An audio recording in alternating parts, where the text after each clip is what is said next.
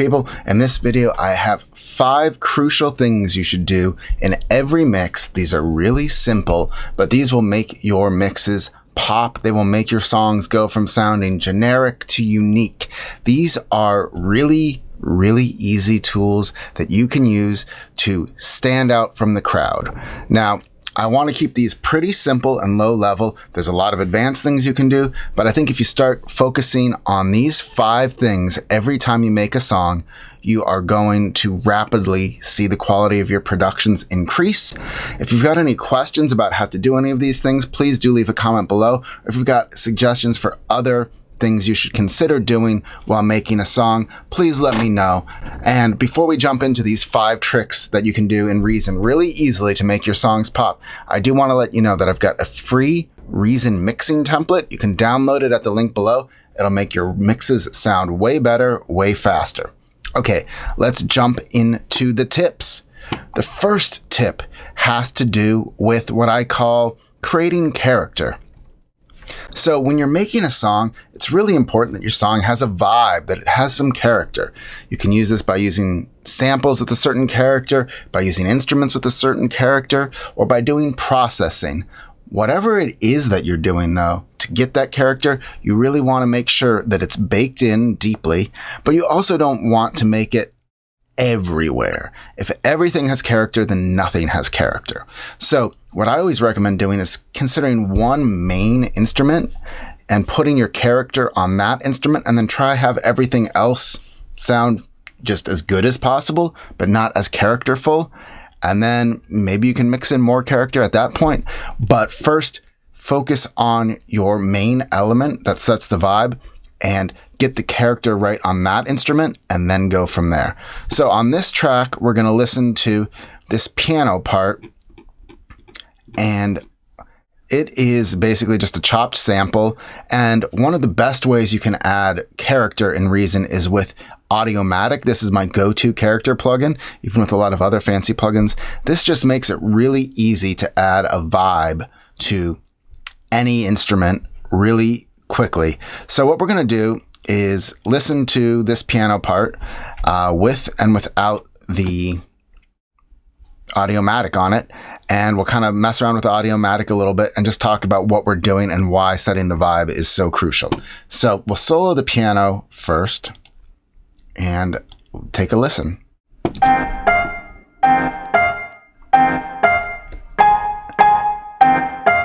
And let's bypass.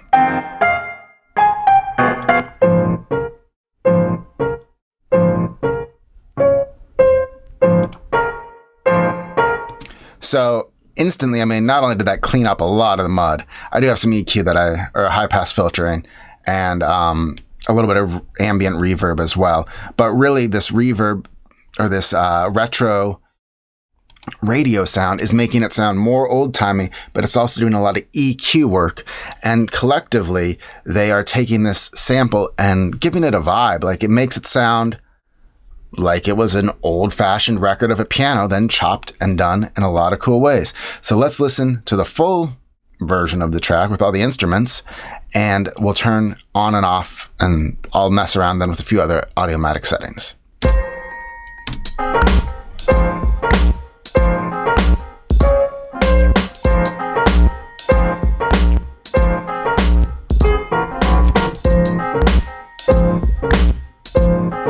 Bypassed.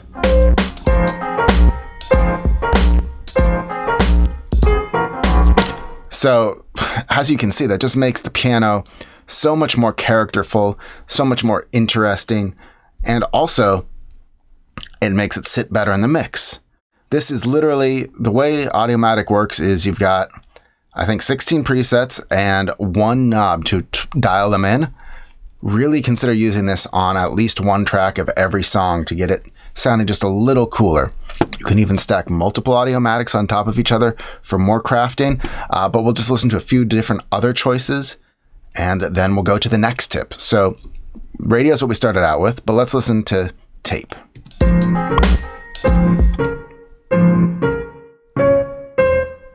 And VHS. Really compressed.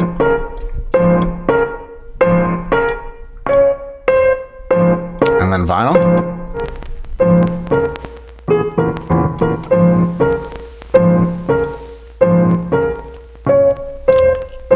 And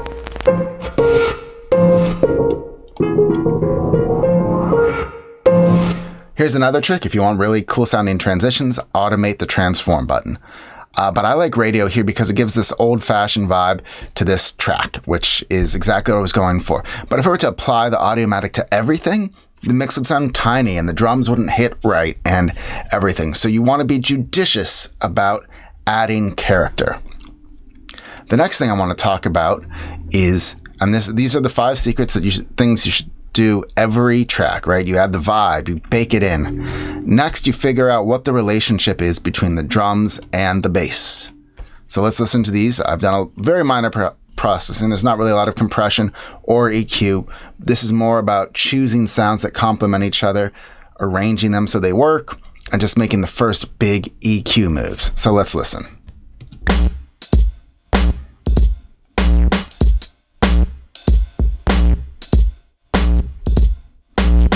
So something you're going to notice right on there, and that's interesting, it's not the way a lot of songs work. Usually the kick and the bass are going to be hitting at the same time, or often hit at the same time. On this song, the bass is hitting when the snare hits. And so that means that I don't have to be as conscious of the bass and the kick drum conflicting because they aren't really active at the same time, which allows me to keep a lot more low end in my bass. But that means then that I need to scoop out the snare part of my bass. The snare can still punch through when the bass hits.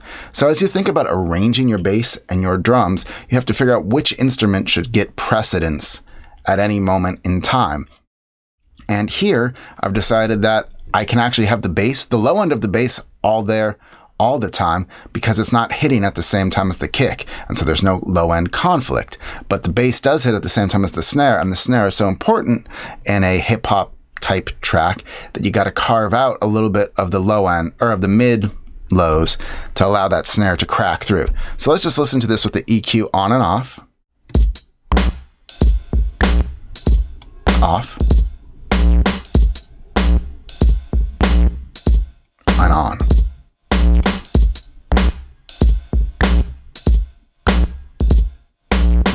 And listen for how the snare is punching through. I've also used a scream distortion here to add a little edge to to my bass. If you feel like the bass isn't like cutting through enough, a little distortion can often be what you want. So listen to just how much more the snare punches through with the EQ on and then off.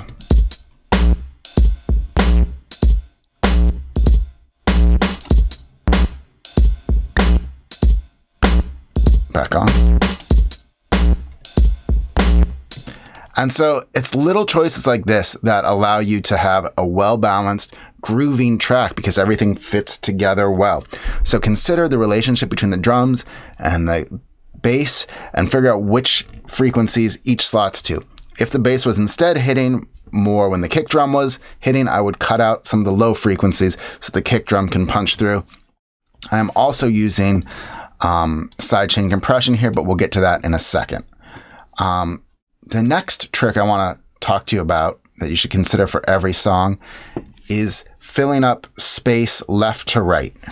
And so in this track, what we'll do is we'll go to first just the drum kit. I've done a little light panning on this Kong kit, not a ton, but it is important to get your hats and your shakers out there just a little bit, not all the way in modern music because there'll be some issues with how playback could work on certain systems. But let's listen.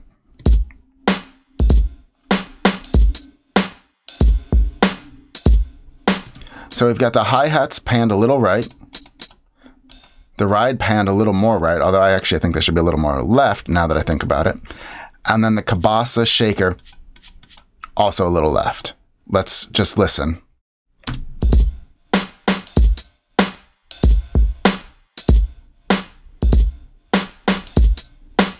Kick and snare are right down the middle. And now let's look what happens if I collapse the panning. You'll notice that the instruments are going to kind of... Actually, let's listen in the mix first, and you'll hear how the panning allows these the shakers to kind of pop through, and then we'll collapse the panning, and you'll hear how they kind of disappear.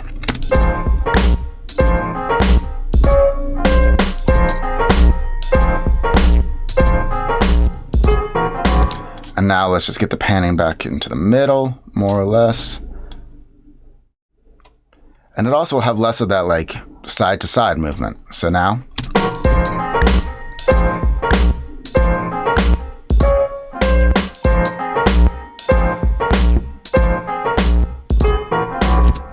And so one really easy way to make instruments heard doesn't involve turning them up louder. It just involves placing them in the right spot, left to right.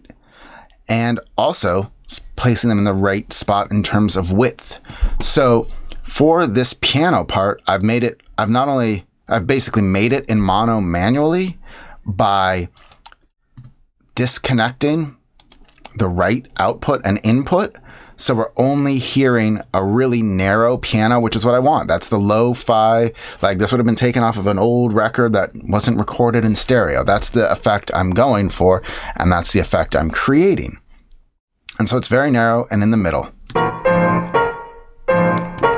And then when you add in this Rhodes piano, I've done things to stereo widen it so it sits farther so they're less likely to compete. So let's listen to these two together now.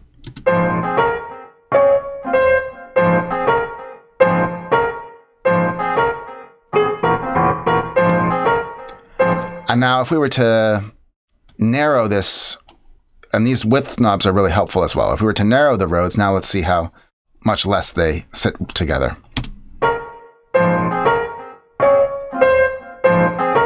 It disappears, right?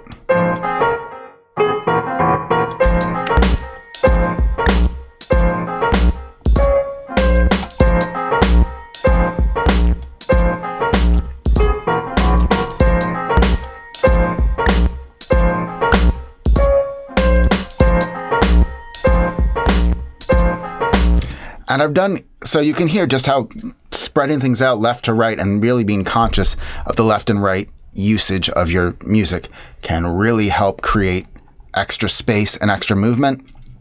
That would be the third tip. And there's a somewhat easy technique that can really add a lot of width that we're using here on the Rhodes. The first is basically, even though I just didn't change the preset, but basically I recreated what is called the Haas effect, which is a psychoacoustic principle.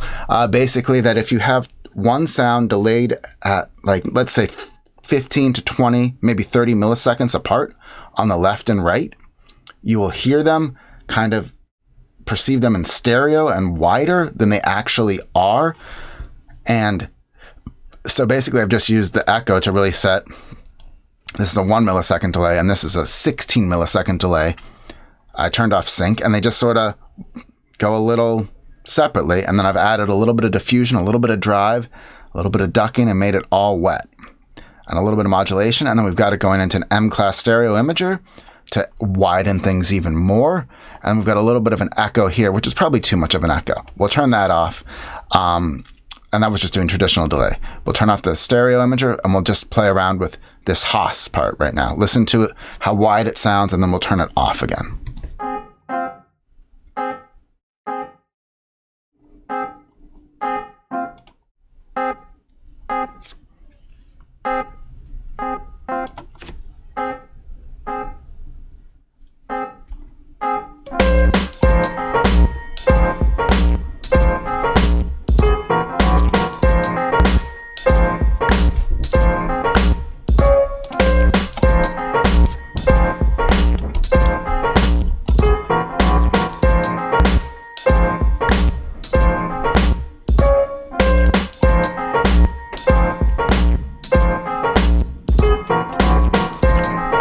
This makes it even wider. And then the point of this last echo is to make it not wider, but to make it longer in terms of groove and rhythm by providing a little bit of swing and just a little bit of energy over time. So we'll turn this one on, really low feedback rate, really low wet dry, just set to sort of add a little bit of tail, a little bit of groove. So let's listen to this now.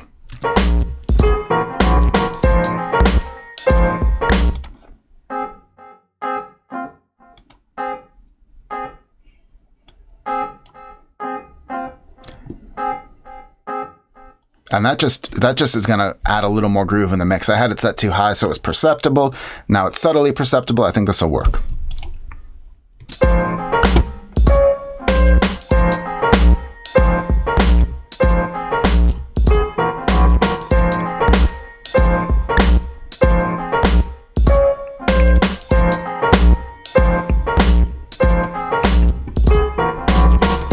So we'll bypass that one more time and just show you how this place setting, both in terms of wideness and depth, can really help your songs out and allow you to place more things in one space than you would normally be allowed to. We'll start with it off.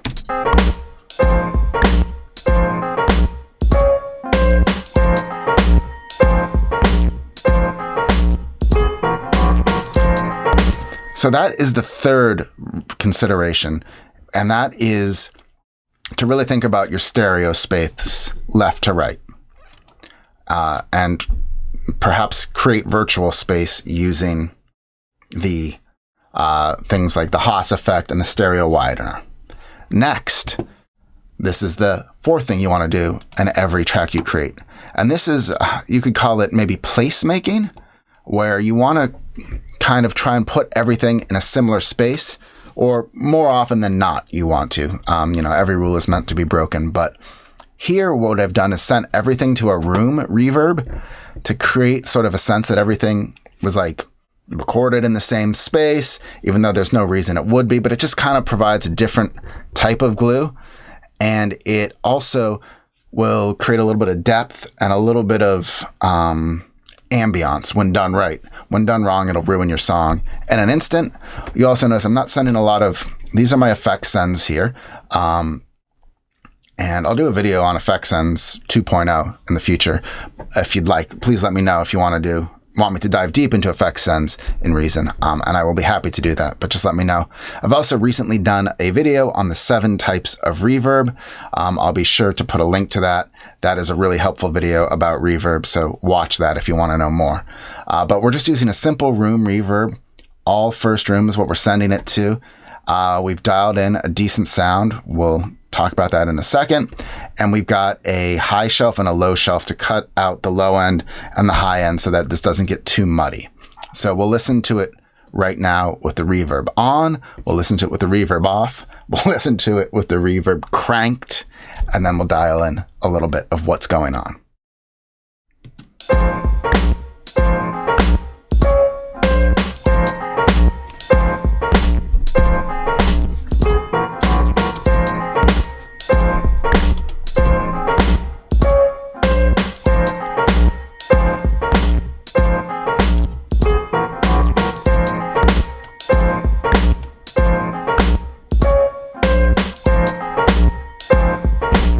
And it just creates that extra level of space and dimension for the track. We've got it cranked up now, just so we can kind of hear what we can talk about a little bit what's going on. This is just a simple room. It's a somewhat large room, but still the reverb tail, the decay is like, I don't know, a quarter of a second. So it's not massively long. We'll listen to it with a really long decay. Well, that's too long, but and see what it sounds like when basically this is how long it takes for the reverb to get quiet again.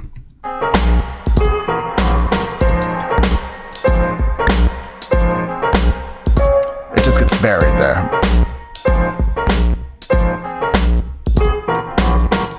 If we were to make the room bigger, it sort of is more spaced out.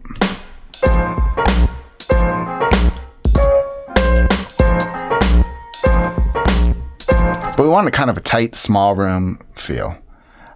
Diffusion is kind of like how many like echoes within the echoes you hear. So and we want to kind of echo it.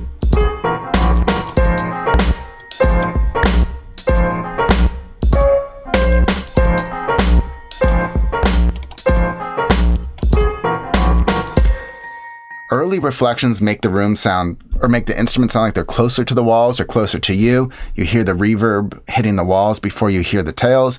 We can turn it way up. It'll sound really bright and splashy.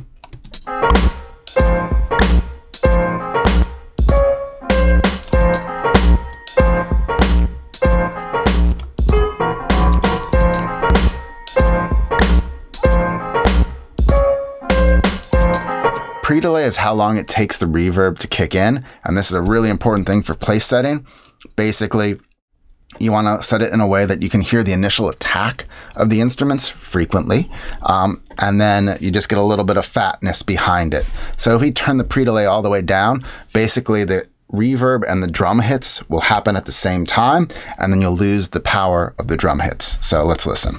And usually about, for like mid-tempo songs, somewhere between 12 and 20 milliseconds is a good place to set your pre-delays. So, and you can calculate it exactly, but we ain't scientists here. It's all smushed together.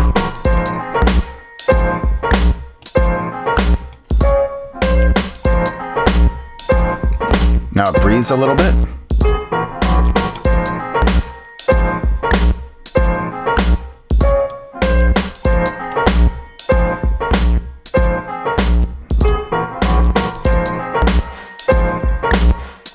That's a cool effect, but that's not what we're going for. Never really experimented with that long of a pre-delay. It's not for this song, but that is something I want to play with. And then mod just sort of adds a little modulation to it. That's probably too much, but... And so again, we'll turn it down to a reasonable level and try it on and off. And then, oh yeah, we've got an EQ after it. Cutting the highs and lows. We could also add a stereo imager to this to make the room seem wider or bigger, but this isn't a hall. This is kind of just like a nice tight room, so I don't really want to do that. So let's listen on and off now.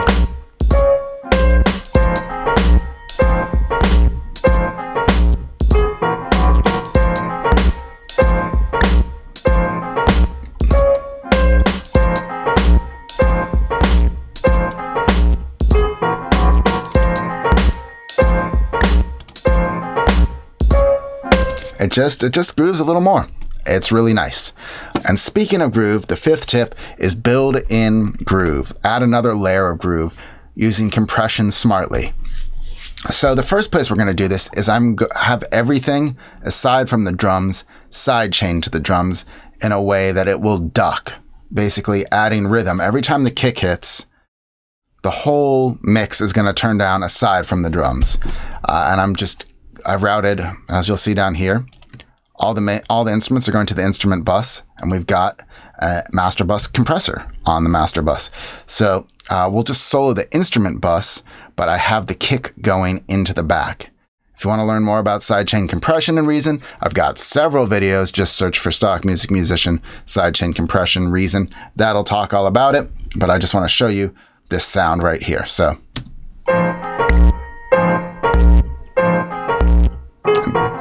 And bypass.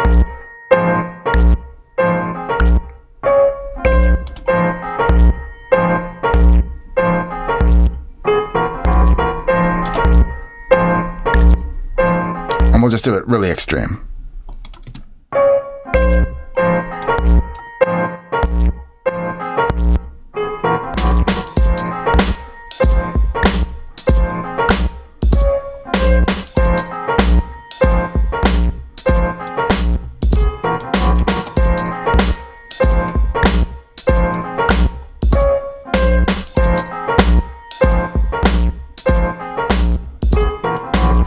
It's just one of those things that adds a little bit more groove, a little bit more bounce your head.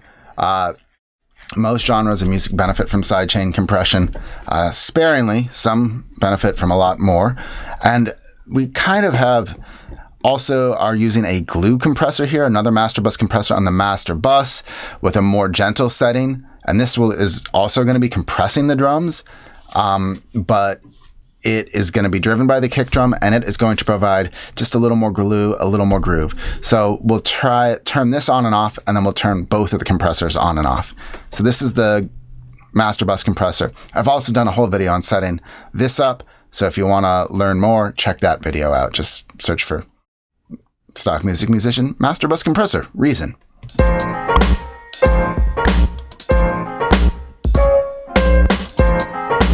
Got too much makeup. No, I don't actually.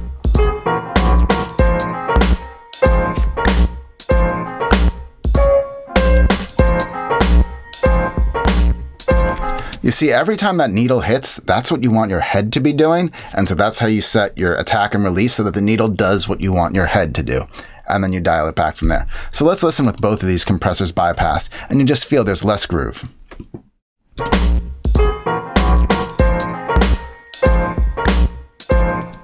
There's a little less volume, but it shouldn't be that much. Now let's listen with them on.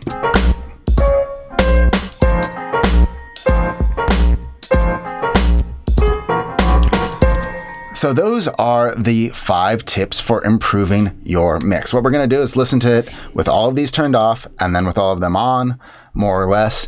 And you can let me know what you think and let me know if you've got any more tips. But the 5 tips are, first of all, create a sense of a unique instrument and add a lot of vibe to it, which is what we did with the piano when we turned on the Audiomatic. The second was to be really thoughtful of the way the bass and the drums sit together. And that's what we did when we notched out the snare. The third was thinking about panning and stereo width, which is what we did when we panned the drum instruments. And we also used the Haas effect and the stereo widener and the delay on the Rhodes. And the fourth was that use of reverb to create a sense of space. And the fifth was finally adding groove through sidechain and bus compression. So we've turned off now all of the things we've done. We'll listen to the song without, and then we'll turn it on and see how much more it bumps. Really consider doing all of these 5 things every track you make and see how all the parts work together.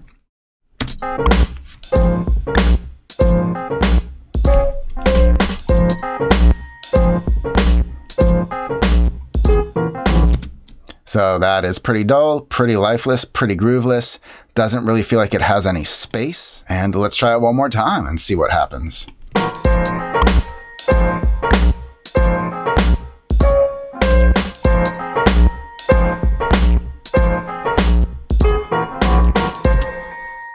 Like night and day.